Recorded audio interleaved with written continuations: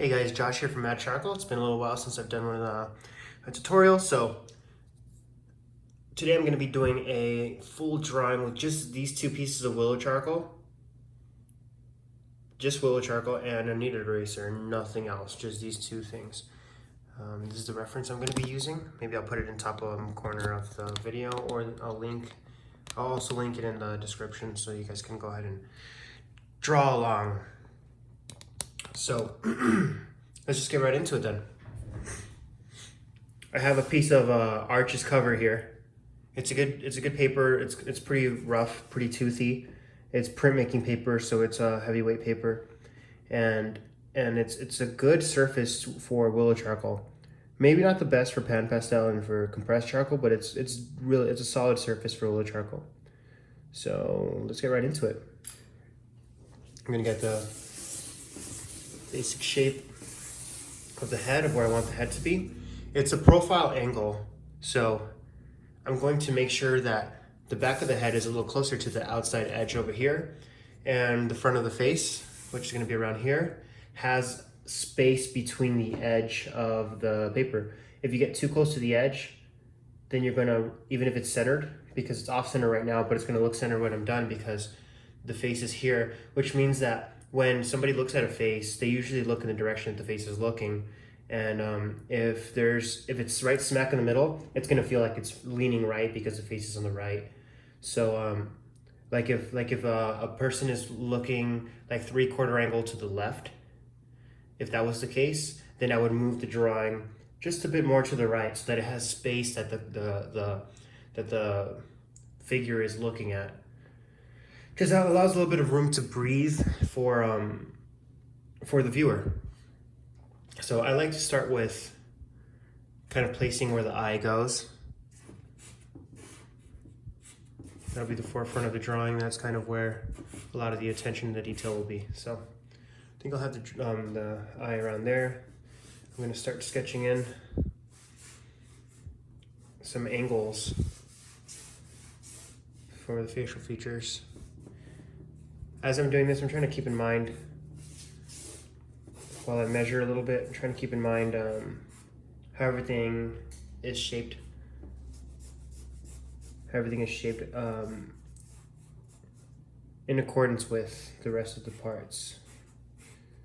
So basically the relationships of the values and of the structure of the face.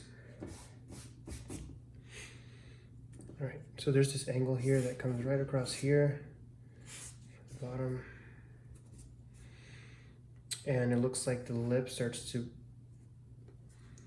goes right directly under this part of the bridge of the nose, so right there. And then the left side of the face goes right to where in the middle of the eye, so like right around here, or left side of the mouth, I mean, right here. So I could just kind of put that area there. And the hair is going to be around this area for the most part. I might even just make that part fade away and keep it like that. I know the ear, that it's right about the top of the eyebrow here, and to the bottom of the nose, a little bit higher than the bottom of the nose here, since the angle isn't exactly 90 degrees. Cool, so it's starting to take shape. I like starting with value and not just using line, because I could kind of knock out a couple birds with one stone and get further ahead as I work. I'm not pressing too hard with the willow charcoal just yet, so I don't make any mistakes that are going to be hard to move away from. So, and the good thing is that willow charcoal is pretty forgiving.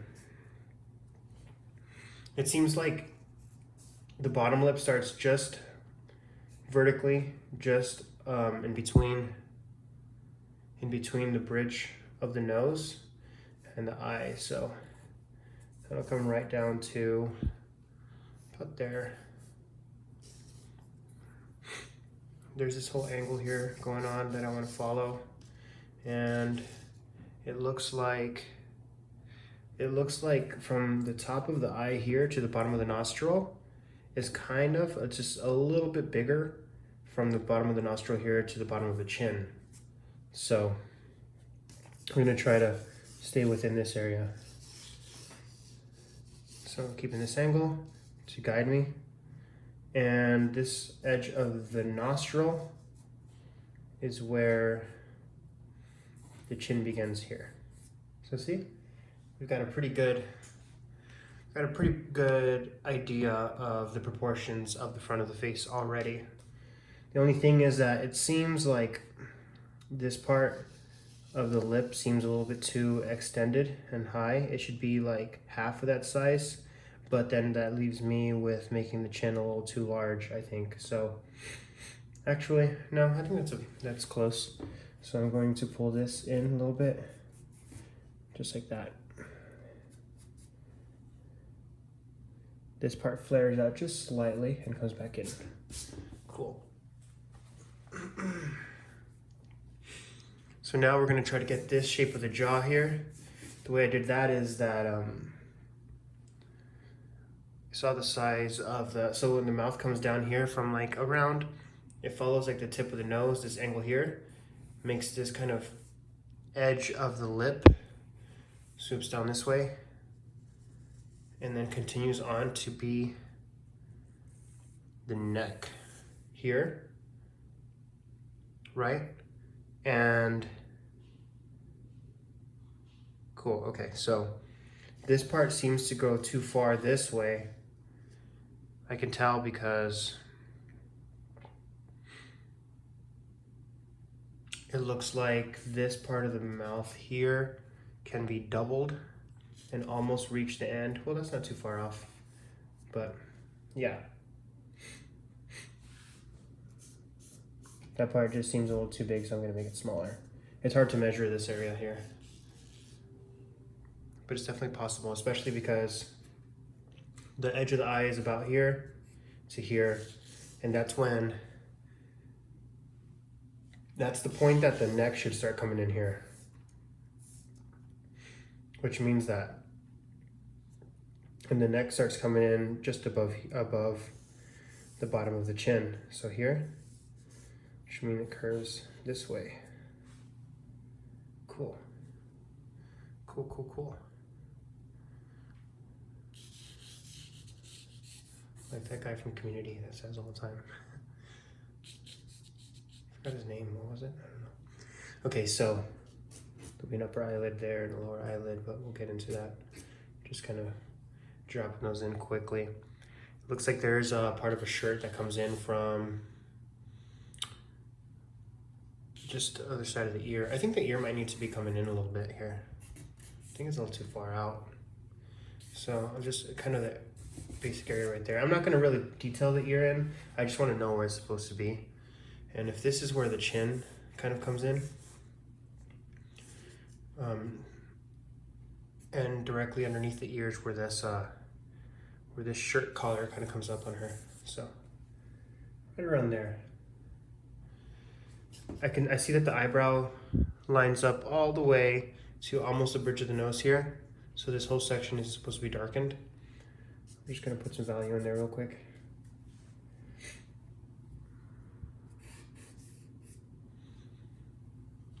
Sweet.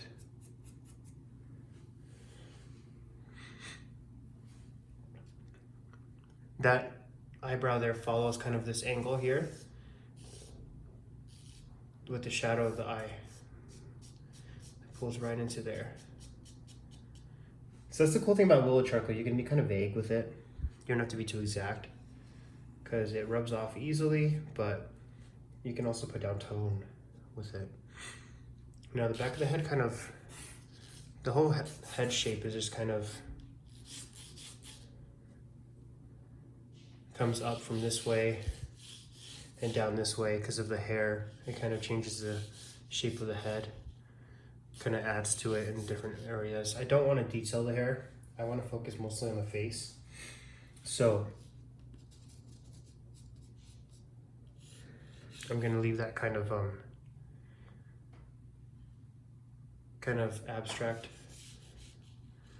Now I want to begin to squint while I look at my, you know what, before that, let's kind of get the eye down a little bit better, because that's going to be very important. So it looks like the pupil's going to be right across here, and the top of the eyelid will be here, and it's pretty dark. It's just angled down slightly. It's not completely even. If you can see, if you can like kind of test it against the angle of the plumb flat line. I guess plumb is this way, right? So yeah, the horizontal line. And then there's like another part of the lid just up above it. Yeah, cool. The bottom eyelid kind of goes up at an angle here. It's not as visible as the top, so I'm just gonna like darken the other area and not focus too much on that piece. There's like this dark corner here that kind of adds to it as well. Got a little bit too dark there, so I'm just gonna pop out just a little bit of highlight. Just a little bit right there with the kneaded eraser. Otherwise, I'll just stay away from that. Also, there's a harsh dark right in the nostril area, and then right underneath the top lip.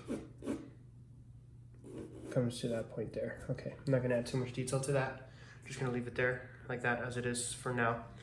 And now what I'm gonna do is squint. I have been squinting here and there with the drawing just to kind of see the basic angles, but now I'm gonna squint and start adding my values. Sorry, I was just checking real quick. See this size of this nose here? It looks like to be from the bottom of the eyebrow to the bottom of the nostril. Looks to be very similar to the size of the forehead, which is just slightly smaller in the photo. So right up to here. That's almost right. That's almost correct. Okay.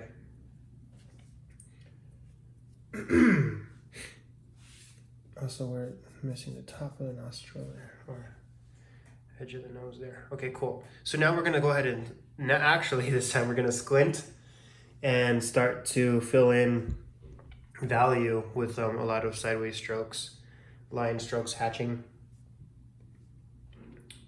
The important part about squinting is that you start to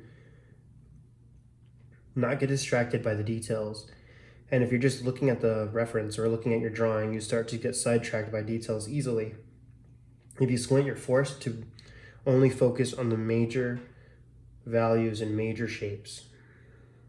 So obviously the face is lighter than the background, so we're gonna get into that, but first we're going to add some darks to her collar and her shirt here, and into the hair here, so we can kind of get a nice frame to the face before we start adding value in the face. So it looks like right when I squint, this whole area here seems to be pretty dark. So I'm just gonna start adding it in. And I'm not gonna be too detailed about it. I just wanna make sure that it reads as a darker area, a darker mass.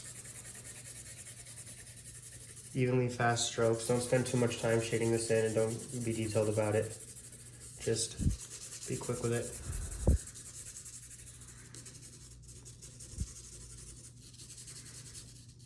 And if I squint, I still don't see much of the ear except for the outside edge, so I'll just kind of leave that part like this. This part is not light. This part of the face here is, I'm softening it out a little bit, but it seems to be in the darkness as well. There's a bunch of stuff going on with the hair here, but I'm not going to worry about that because those aren't large areas of value. I'm going to work large to small in the values and in the shapes that I'm seeing. The closer I get to the face, the more exact I want to be. When I get away from the face over here, I'm not worried too far out here because I'm not going to be rendering that out too good or too clearly. I want the outside edges of the drawing to be more expressive, a little bit more open, so that the eye will be drawn toward the detail, towards the middle. That's kind of what I try to do with most of my work. Even if it's not towards the middle, it's just towards the detailed area, towards the focal point. So now that I have a decent value going on in the hair, I'll just push you a little further this way. Okay. Now I'm going to be careful not to invade too much of the face here, but I'm going to frame the face with a darker value on the outside with the background. I don't think I want to go as dark as the hair is on the outside, even though in the photo it looks close to the value of the hair, pretty dark. I'm just gonna try to frame it to pull out those highlights in the face once I start to get to that point. I'm not too concerned right now with making the background the exact value. I'm just more concerned with framing the face so that it brings out the focal point.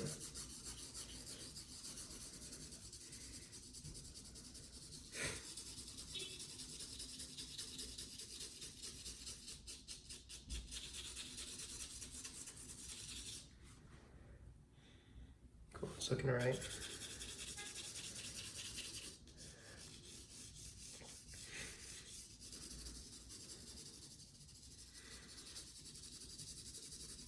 The closer I get to the face, I want to have less strokes. Out here, I don't really care about like these strokes, these up and ends right here. That's fine.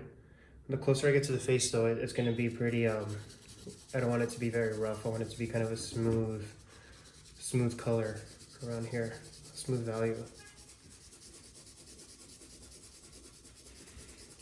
It takes just a little bit of patience to make sure that your cross-hatching begins to become smooth. Yeah, that's getting there. Maybe a little bit of a wipe will blend it. Hopefully it doesn't lighten it too much. It's easy to lighten Willow charcoal with your finger because it almost erases off when you use your finger, especially if you're not working on a rough surface like this one.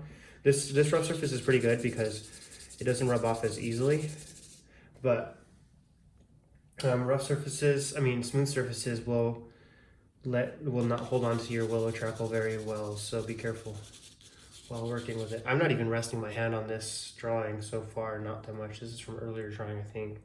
But yeah, I'm trying to use my shoulder as I draw, not using my wrist as much as, like, I still use my wrist to move, but I kind of direct myself with the shoulder and not so much with the wrist, which is kind of limiting to range of motion. So I'm gonna darken this whole section here. I'm gonna stay away from this edge though. It's not nice when you kind of come off the edge with your drawing, when it's somewhat expressive. If it's like a very detailed, realistic drawing, or detailed, how do you explain it? Realism, straight up realism type drawing, then maybe you could come to the edge, but we're gonna stay away from the edge of this one. There's also the back of her shirt that's kind of lit up in this section. And then her hair is kind of lit up in this section too, and then it goes back to the background like here. But I'm gonna leave that alone for now, and I'm just going to fill in the shirt. And again, it gets lost within, around here it gets lost into the background. So we're gonna blend that out a little bit, kind of fade it into itself.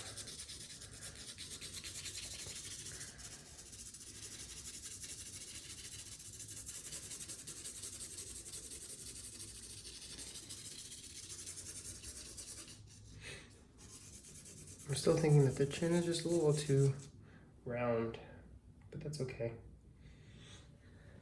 I might come back and fix that in a bit. Cool, so we have a pretty good, maybe not too accurate because this eyebrow looks like it's going a little too high here, but I'm gonna move it down just a little bit.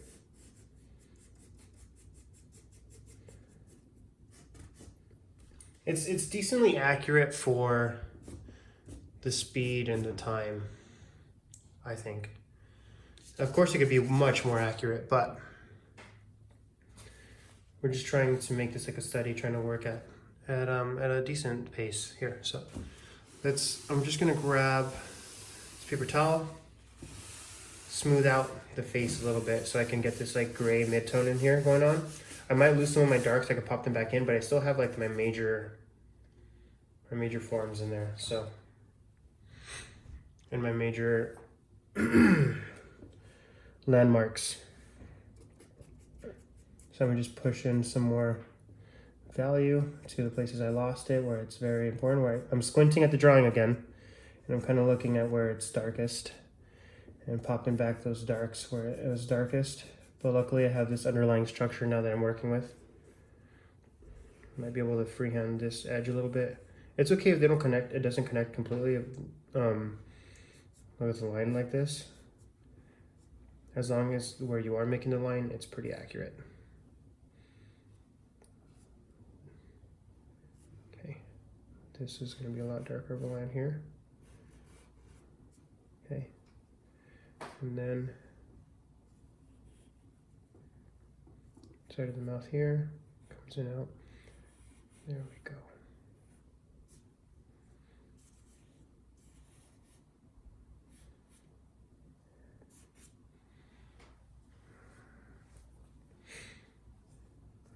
This should be a little bit more vertical, I think. Cool. Nice. This whole section is pretty dark, so I'll start hashing out while I squint once again at this angle here. I want it to look accurate while I squint. I don't care about my small marks, if they're accurate or not. I want it to, the values to read as accurate.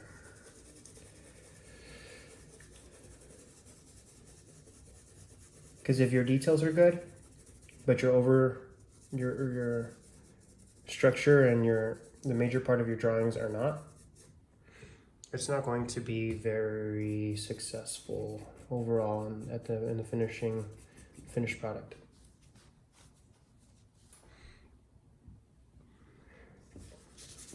This part's dark, of course, and I want to pop it back in because once I start putting more gray tones into the face, it's going to start to blend into this gray tone that I have for the outside. So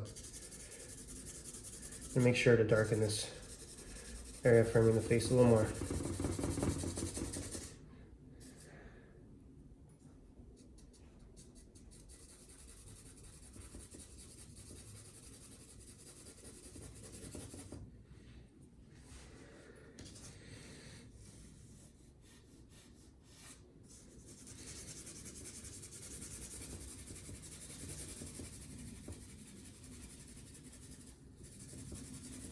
This paper is so rough that it doesn't really allow for me to have many details, which I think it's a good limiter for me right now, but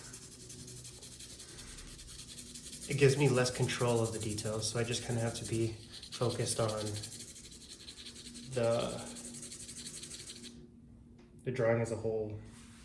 Can't really focus on the details as much. So this whole face is a little too light for my liking right now.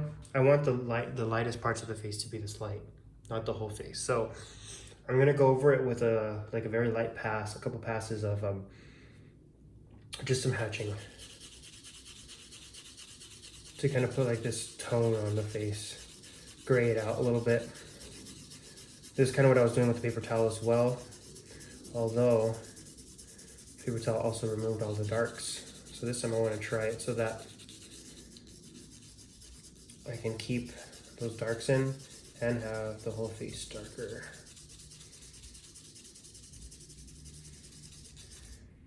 Might blend it in with my finger just a little bit. I don't like the liney look, the stroke look. Maybe make it a little more smooth.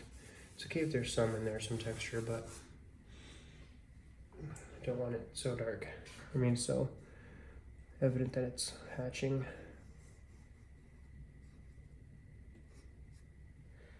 Cool.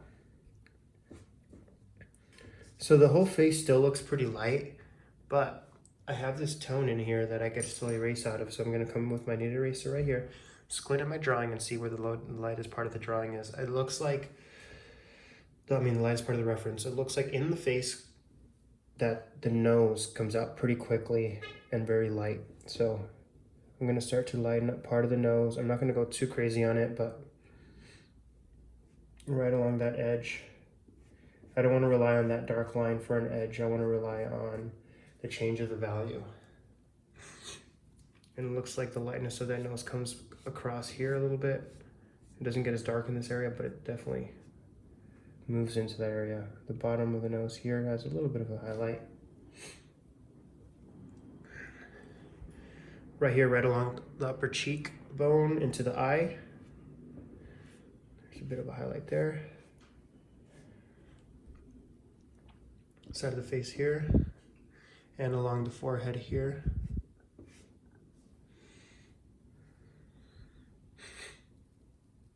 It looks like there's a small reflection that might add to the drawing right at the bottom eyelid here.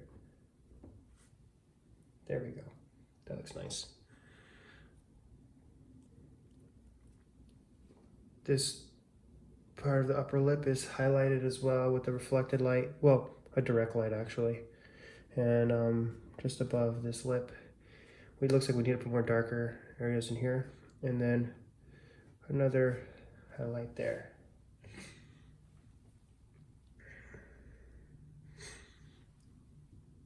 Seems to be a little lighter in this area. Yeah, I'm kind of happy with those highlights there.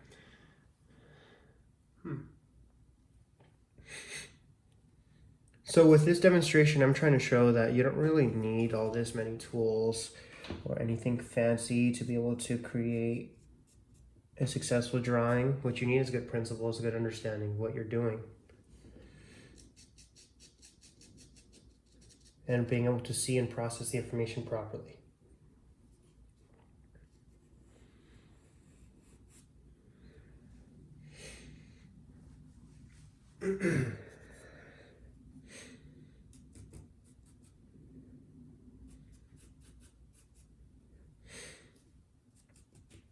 It looks like this dark edge of the mouth here, where it's pretty dark, so I'm going to leave it like that. And there's just a little bit of a fade out in the cheek here. There we go. And an overlap with the bottom lip here, and a shadow from the top lip. The bottom lip should be a little darker than the rest of the face, it looks like. Sometimes it's the opposite, sometimes it's lighter and the top lip is darker, but in this case, they're both a little bit darker, but just barely. Cool.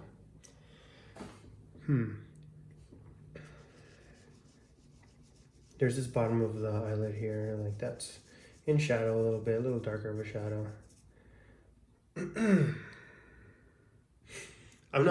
If you can see, I'm not too concerned about the details in the hair out here. As long as it frames the face properly, I'll just let it out and float into oblivion. You guys can figure that out. You guys can put more detail in there if you want. I'm not gonna really waste my time with that. The way I draw hair is the same way that I draw the face. It's just a lot of working big to small in major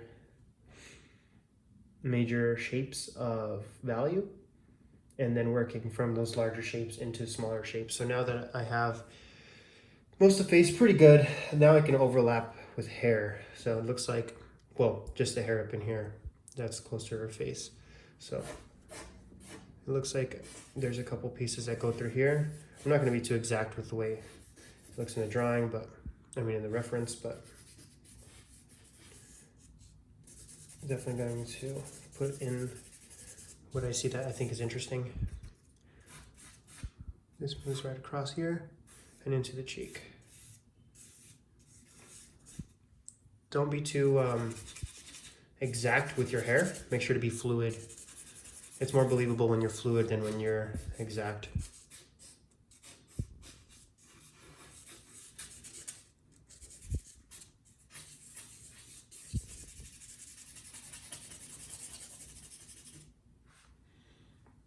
There we go. Looks a little dark, so I'm just gonna wipe on it a little bit. I could always pop in more highlights if I need. But let's see. Maybe I can add a little bit of shape up here because it looks like it gets lost where it shouldn't in this area. Add a little bit of volume. There we go. That looks much better.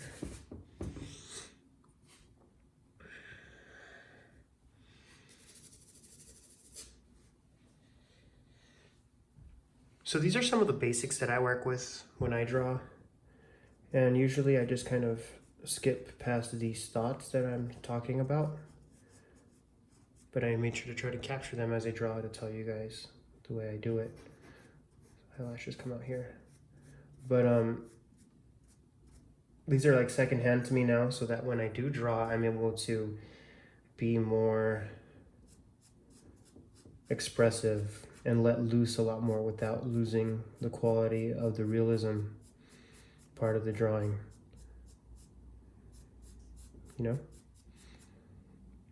So it's really important you learn this. This are the basics of drawing realistically and capturing accurate proportions and values and characteristics before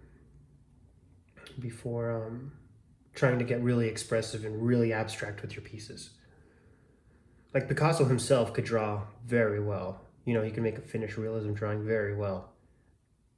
He learned the rules before he broke them. And that's something that I think is really vital. Sometimes when you break the rules and you don't know them yet, it's kind of evident in your work, you know, it starts to look a little amateurish, so it's good to learn these basic principles. But let me know what you thought about this drawing process. Instead of putting the reference in the upper corner, like I usually do, I'm going to put it in the description or attach it to this video so that you guys can pull up the full resolution image and work from it yourself if you choose to do so, or just kind of put it side by side while I work. But yeah, thanks for watching, guys. This was enjoyable. Have a good one.